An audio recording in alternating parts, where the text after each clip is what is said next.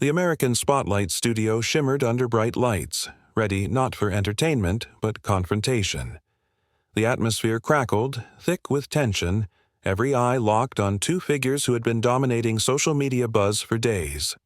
Karoline Leavitt, the youngest White House press secretary in history, and Trevor Noah, the sharp-tongued comedian known for his viral satire. Leavitt emerged like a media warrior, all steel and fire, her expression carved in confidence. Across from her, Noah sat relaxed, arms crossed, his signature grin firmly in place, but his eyes flickered with wariness. Host Jack Harper, voice, deep and steady, opened the show with dramatic weight, framing it not as a conversation, but a collision. Comedy versus truth. He cut straight to the core, asking Karoline if she really brought something that would leave Trevor speechless. Her tone was cool but cutting. She accused Noah not of being a harmless entertainer, but a manipulator, using comedy to push ideology and attack opponents. The crowd erupted as she delivered her jab, warning Trevor he was about to find out what a New Hampshire woman was made of. Trevor fired back with a smirk, asking if she was reciting a Hollywood script or one straight from Mar-a-Lago. The studio roared, laughter and cheers mixing with boos. Jack pressed again, asking for specifics. Karoline, with a calm that bordered on dangerous, promised she wasn't playing games. Her gaze swept the crowd, then pinned itself on Trevor. She accused him of turning The Daily Show into a propaganda machine, a platform disguised as humor, but aimed at smearing President Trump. Her voice dropped but remained fierce.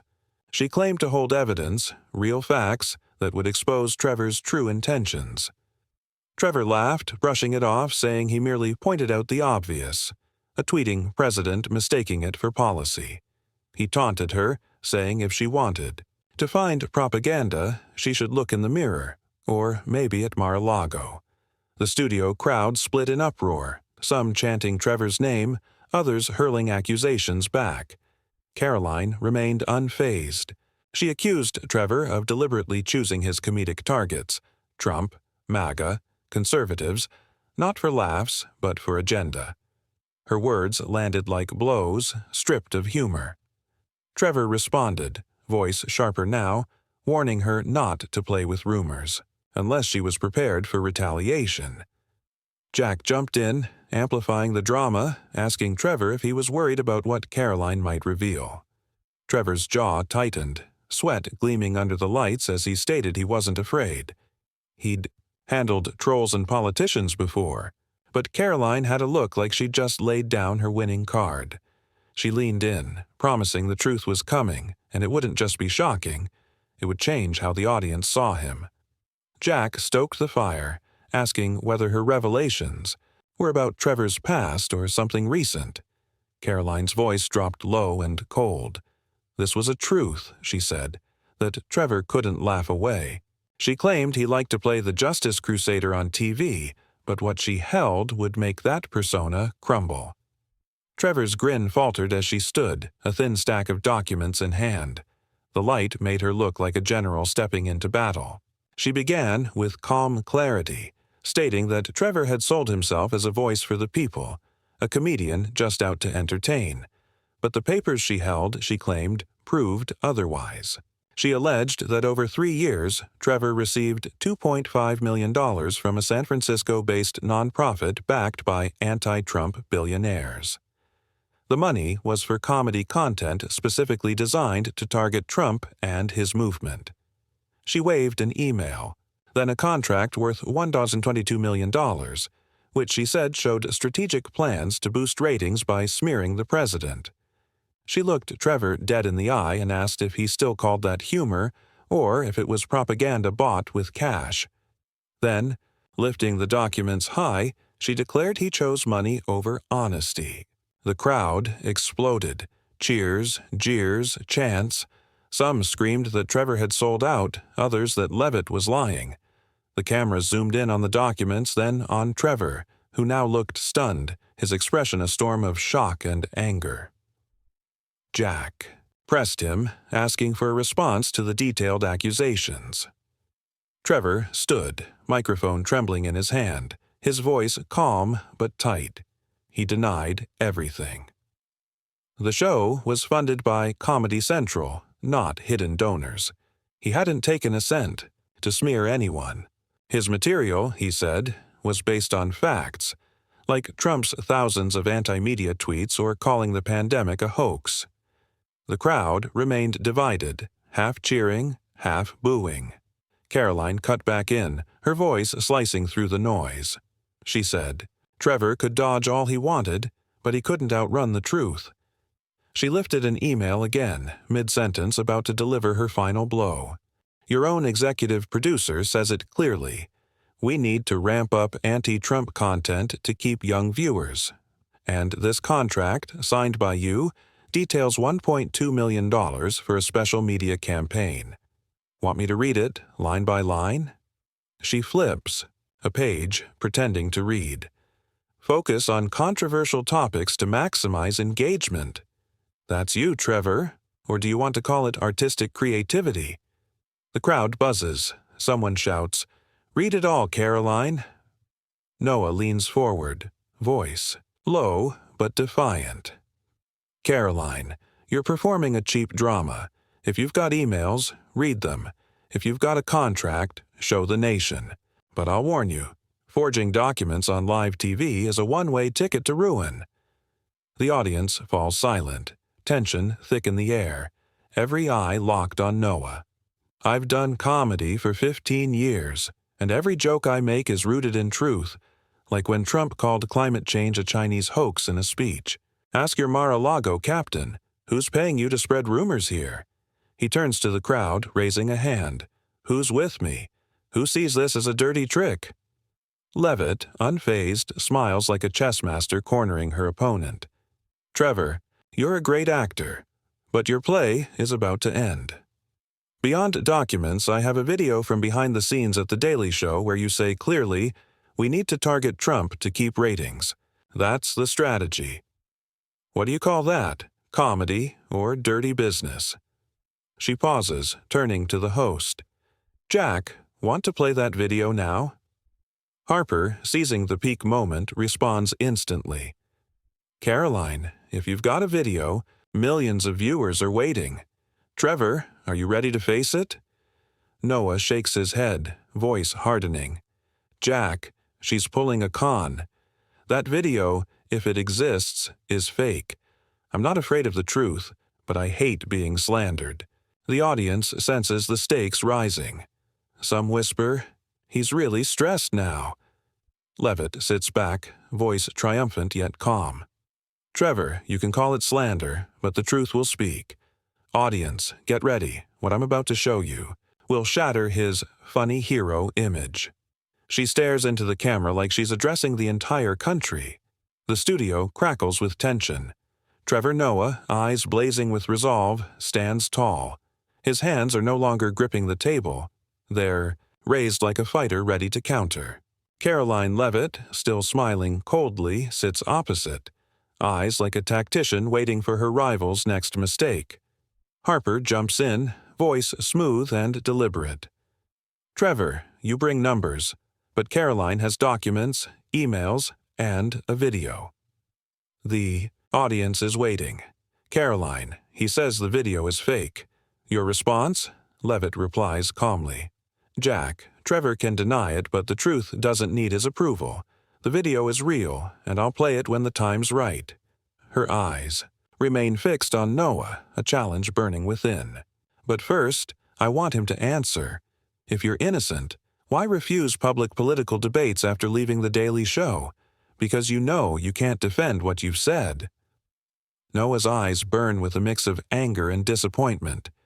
His voice starts to shake. Karoline, you want a debate? I'm here right now, but you don't want truth. You want a stage to perform for Trump. If you have a video, play it. If not, stop this game, because the audience deserves better. He turns again to the crowd, raising his hand. Who's with me? The studio erupts into a storm. Some raise phones to record, others shout. The air feels electric, thick like the moment before a massive downpour. Trevor Noah stands tall, eyes blazing like a torch, but his shoulders sag slightly, a warrior worn by the fight. Karoline Leavitt, gaze cold and unwavering, sits across from him with a strategist's smirk. The audience splits, one half chanting for Noah, the other roaring with MAGA pride. Cameras zoom in, catching Noah's clenched jaw, Leavitt's icy composure. Host, Jack Harper, voice deep and commanding, cuts through the noise. "Trevor, the audience is waiting for you." The words silence the room. A few calls of "Stand," "Strong," "Trevor," echo from the free speech corner. Leavitt leans into her mic, voice cutting. "Jack, Trevor has no answer. He built his reputation targeting President Trump. He picked a side to pander to, but when exposed, he dodges. Trevor, if you truly stand for truth, stay and face the video I'm about to reveal. Or are you afraid the audience will see you're no different from the ones you mock?" She pauses again, letting the challenge simmer. Noah, eyes full of fury and frustration, stands abruptly. The mic trembles in his grasp as he begins, voice raw and cutting through the stillness. "Karoline, you think you can destroy me with slander in a video no one's seen? I'm not here to play games in your media circus. I do this because I believe in exposing truth, not the kind staged in White House strategy meetings, but the truth Americans feel every day. In 7 years of hosting The Daily Show, I made 1-200 episodes calling out every politician, from Trump's 1-900 verified lies to Biden's 450 dodges on the economy. I don't work for parties or applause. I work to make people think. Look at the $3.2 million in security costs for Trump rallies since 2022, while you stand here defending him. I'm not afraid of you or your video, Karoline, but I won't play your dirty game." He pauses, turning to the audience, voice low but resonant. "If you want truth, find it yourself. I'm done performing." He sets the mic on the table and strides off, each step echoing like a statement. The crowd explodes, some cheering, others booing. One group chants, "Trevor, come back," while another shouts, "He gave up." Cameras follow him backstage, light catching him like a fading hero. Karoline Leavitt doesn't flinch. She stands. For a final monologue, voice calm and commanding. "Ladies and gentlemen, Trevor just showed you who he is. When faced with truth, he chose to run. I came here to defend President Trump and millions of Americans from those who use laughter to divide. He talked about truth. His disappeared the moment I asked a question. Remember, we fight for you, and I'll keep bringing the truth." She sits down, eyes steady, unwavering, a declaration of war to the media world. Jack Harper, sensing a moment for the history books, speaks with weight. "We've just witnessed an unforgettable moment. Thank you for watching. See you next time." The studio audience is a sea of noise, divided and boiling. Backstage, producer Sarah clutches her head, whispering to an assistant, "This is either a disaster or TV gold." Karoline, calm in the chaos, becomes the eye of the storm. The studio remains split, Trump signs in the air, others still live streaming, eyes raw from what they just witnessed. Cameras hold, unblinking, catching, everything from Noah's empty chair to Leavitt's quiet smile. Pride whispers, "You made the whole country listen." In his hand, the phone still shows a trending headline on X. Leavitt lands devastating blow on live TV. Noah silenced. She knows she didn't just speak for Trump, but for millions of Americans. The public, though absent from backstage, fuels the drama. A group of New York students holds an online discussion calling Noah a symbol of resistance. Meanwhile, a conservative gathering in Texas hails Leavitt as a flame of truth, launching fundraisers for MAGA campaigns inspired by her. This divide, like a geological fault, keeps widening, making the American spotlight a symbol of an era where truth is warped by political lenses. The media storm slowly calms, but its ripples persist, like rings on a lake after a heavy stone. Trevor Noah's empty chair, though gone from the stage, remains a haunting symbol of the clash between comedy and politics. Karoline Leavitt, now victorious, becomes a new flag-bearer for the MAGA movement. After the showdown with Noah, she appears briefly before the press. Flashbulbs pop, capturing her calm but powerful voice. She says the battle wasn't about her or any individual, it was about defending millions of Americans from distorted narratives.